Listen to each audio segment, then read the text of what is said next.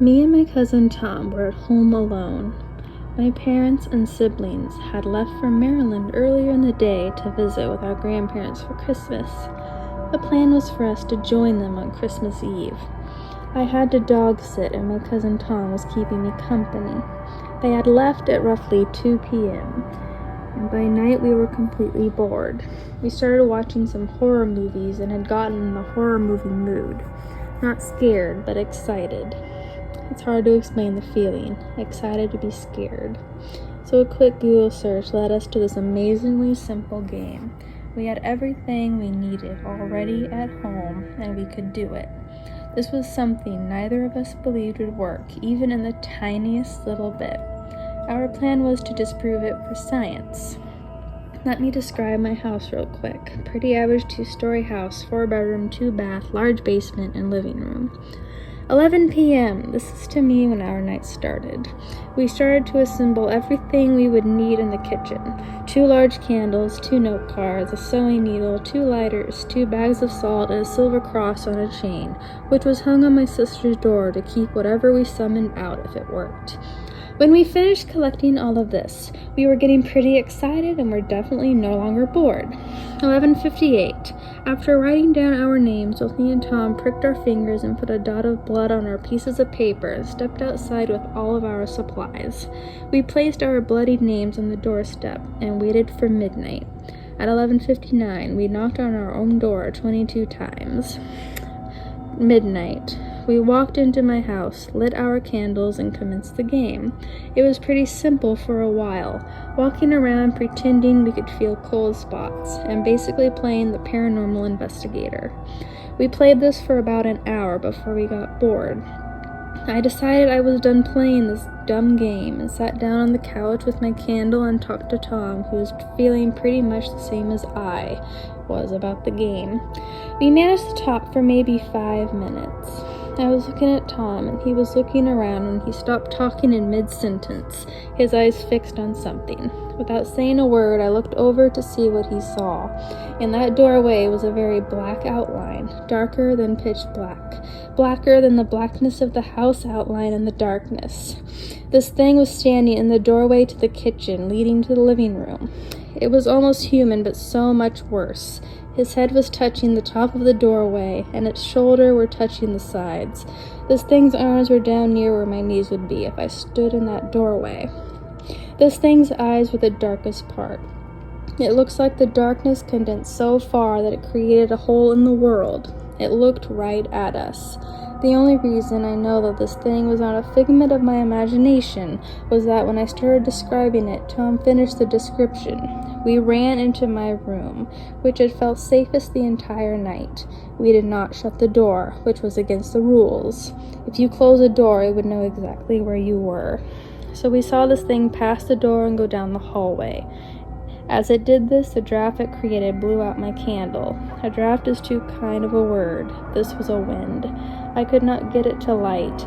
I finally lit my candle at the 10-second count. Tom was freaking out about it, and I was desperately praying I didn't need to draw a salt circle. If I did, Tom would have to venture out alone, and I would be left sitting on my own in a circle of salt in the pitch black, with no candle and darkness for company.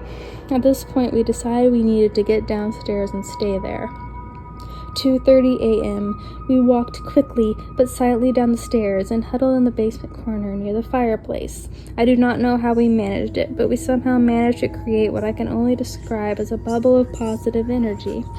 During this time, we talked about everything we could that would keep the good energy. This was by far the hardest thing I have done. How hard is it to think of good things, you might ask? Well, the entire time we were downstairs.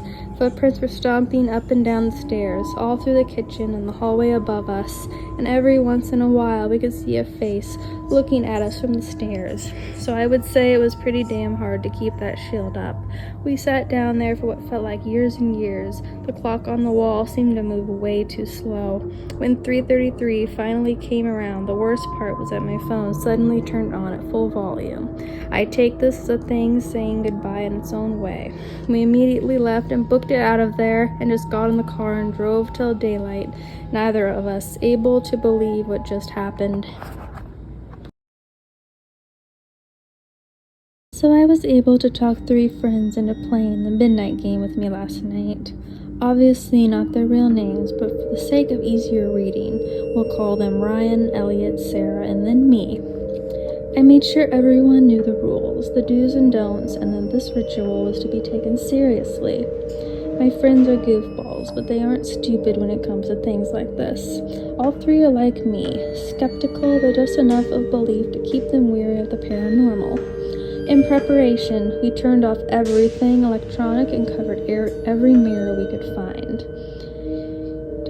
My friend's house is 2 stories, plus a finished basement and attic, so it took a while to double-check everything was done correctly. Once everything was done around the house, we gathered at the front door. We had everything ready with our full names and blood on the papers.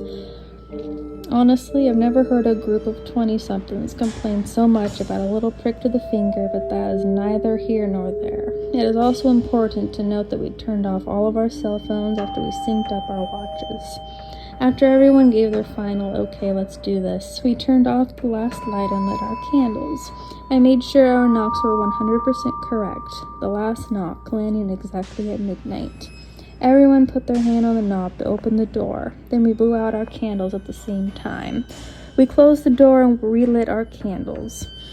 Note, each individual had their own messenger bag of supplies. A candle, a lighter, and matches, and container of salt. The first lighting of the candles went smoothly. As previously discussed, Ryan took the lead because it was his house. I grabbed onto his shirt tail. Elliot grabbed mine and Sarah grabbed his, so hopefully we would not get separated at the beginning. We were all too scared at the beginning to talk. I can distinctly remember hearing everyone's shaky breathing when we started walking together. The lights from our candles were making all kinds of creepy shadows on the walls. My first thought as we headed towards the kitchen was this is a bad idea. We slowly made our way to the kitchen, tripping over each other like a bunch of idiots. Nothing seemed to happen while we were on the first floor, other than Ryan mumbling about how stupid this was and how much he hated me. Once we got up to the second floor and explored the bedrooms, nothing out of the ordinary happening. We decided to split up. Ryan and I would go down to the basement, while Elliot and Sarah would go up to the attic. I believe this was about 1:10 a.m. and we split up. When Ryan and I went downstairs, I realized we made one mistake so far. We didn't cover the flat-screen TV, which is like a mirror.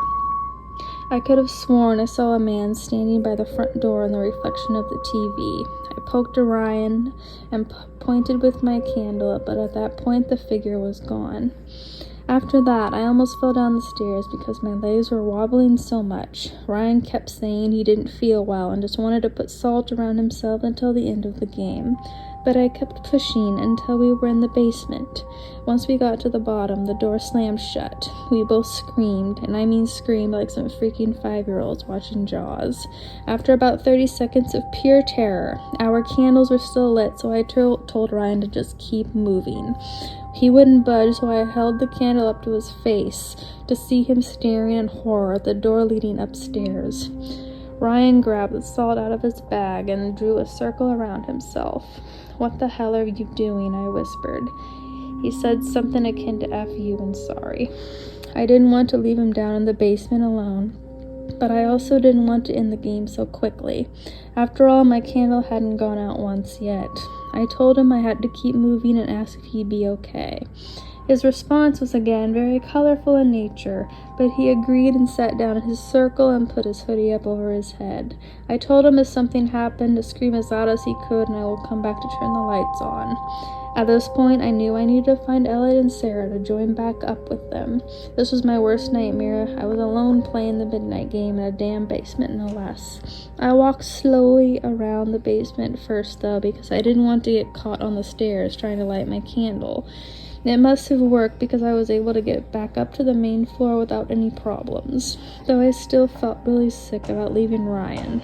I started up the staircase for a second floor when I heard a shift sound coming from behind me. I'll tell you, I ran up those stairs so fast I almost broke my damn ankle.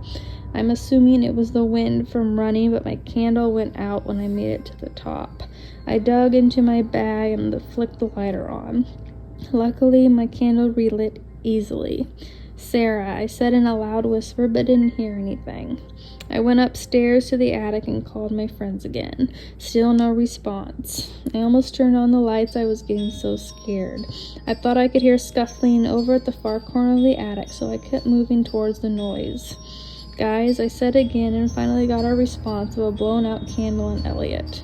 I had my lighter still in my hand, so I relit the candle quickly to see Elliot and Sarah standing right in front of me. I asked why they didn't answer before, but they said they didn't hear me and asked where Ryan was. I told them what happened, so they insisted we go back down to the basement to check on him. I agreed. As we walked back downstairs, I asked if anything happened while they were in the attic. Unfortunately, I think the Midnight Man was downstairs with us, so the other group didn't experience anything. Once we made it downstairs, the door to the basement was shut. I know I left it open. I ran to the door and again saw something out of the corner of my eye on the TV screen. When I opened the door, we could see Ryan still sitting in his salt circle. Are you okay? I whispered down, but he didn't respond. I was so scared for him, I ran down the stairs, my candle going out again. It was freezing cold at the bottom of the stairs. I mean, I know it is the basement, which is normally colder, but I probably could have seen my breath if it wasn't so dark. I kept trying to flick the lighter, but I couldn't get a spark. Everyone kept yelling salt at me, so I finally gave in and poured a circle around myself. I didn't feel any safer, but I was still able to light my candle. I asked Ryan if he was okay, but he only nodded. I then motioned for Elliot and Sarah to come downstairs. Once they were at the bottom, we agreed that they too should put salt around themselves. So that's how we waited for an hour. The four of us sitting in our salt circles with our candles, the only light source. Ryan wouldn't say a word. Sarah kept sniffling, and Elliot kept looking at his candle and watch like they were the Holy Grail. I kept looking around the basement and shivering, as a stupid one who didn't wear a hoodie. I saw so many shadows and figures around the room, but I have no idea if any were real. It was even a little hard for me to breathe at times, but I think that was because I was so scared. When it was finally 3:33 a.m., I was the only one brave, stupid enough to get out of the salt circle and turn on all the lights. I apologized to everyone and showed them all how to perform a personal cleansing ritual. I cleansed the house to the best of my ability and lined every entrance with salt. We all tried to go to sleep in the same room, but I don't think any of us got a wink. This morning, everyone was dead tired, but seemed to be in a little better spirits than last night. I'm pretty sure this was the most terrifying experience of my life. As I stated at the beginning, I will not be trying this one again. I haven't had a chance to get Ryan alone to ask him what he saw. He wouldn't say anything in front of the others. I think we are all still trying to process the experience. I say if you want a big scare, this is the ritual for you. If you're faint of heart, definitely stay away.